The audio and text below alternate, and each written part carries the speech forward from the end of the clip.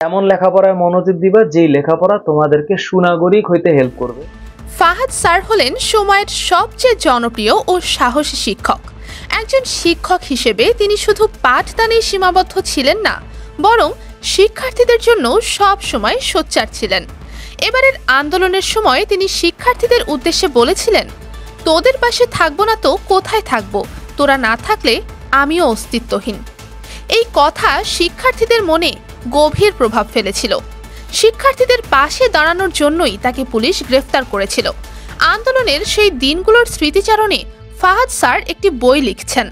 থানা, DB office, court এসব জায়গায় তার যত অভিজ্ঞতা হয়েছে সবই এই বইতে তুলে ধরার চেষ্টা করছেন তিনি। আজ আমরা সময়ের সবচেয়ে সাহসী শিক্ষক ফাহাদ স্যার সম্পর্কে বিস্তারিত জানব। সম্পূর্ণ নাম মোহাম্মদ ফাহাদ হোসাইন। ফাহাদ স্যার একজন শিক্ষকের চেয়ে অনেক বেশি। তিনি শুধু শিক্ষা দেন না, বরং শিক্ষার্থীদের মনে স্বপ্ন জাগিয়ে তোলেন।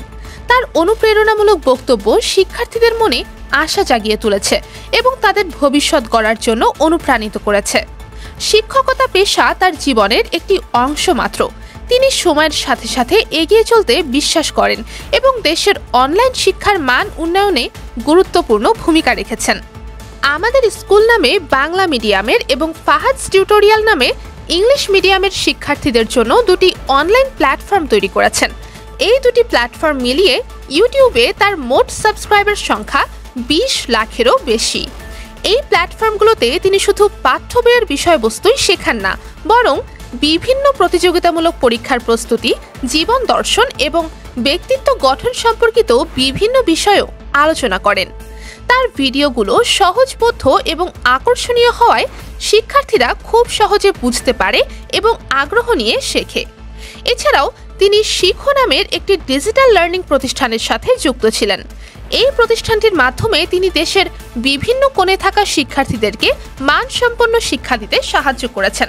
তবে নিজস্ব প্রতিষ্ঠানগুলোতে আরও সময় দিতে 2023 সালে শিখো থেকে স্বেচ্ছায় বিদায় নেন। এত পরিচিতি এবং জনপ্রিয়তা পেলেও ফাহাদ হোসাইনের পা সব সময় মাটিতেই ছিল। একেবারে শান্তশিষ্ট মানুষ বলতে যা বোঝায়, তার পড়ানোর ধরনটাও অন্যদের থেকে আলাদা।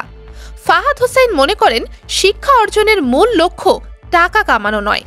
এছাড়া শিক্ষার্থীদের মন এবং মনন বোঝার এক অসীম ক্ষমতা রয়েছে তার। গত বাধা টিচিংয়ের বাইরে গিয়েও যে স্টুডেন্টসদের শেখানো যায় সেটা তিনি প্রমাণ করে চলেছেন। যারা নিয়মিত ফাহাদ স্যারের ক্লাসগুলো ফলো করেন তারাও বেশ উপকৃত হন।